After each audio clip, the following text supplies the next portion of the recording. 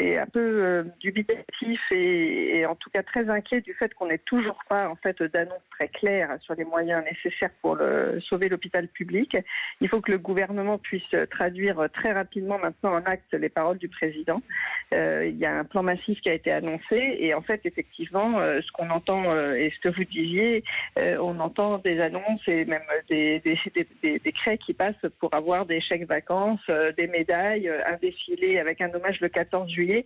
Et c'est assez inquiétant par rapport à la situation actuelle de nos hôpitaux. Je pense que la situation était difficile avant la crise du Covid, comme vous savez, et ça ne s'est pas du tout amélioré maintenant, c'est même pire.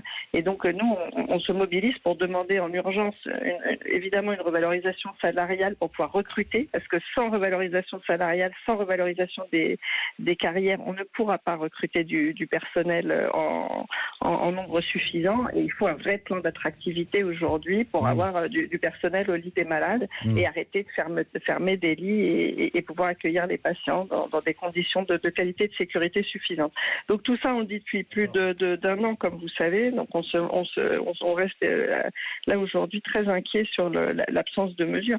Je rappelle qu'il y a déjà eu des annonces en fait, notamment pour les entreprises, ce qui est une très bonne chose, ou d'autres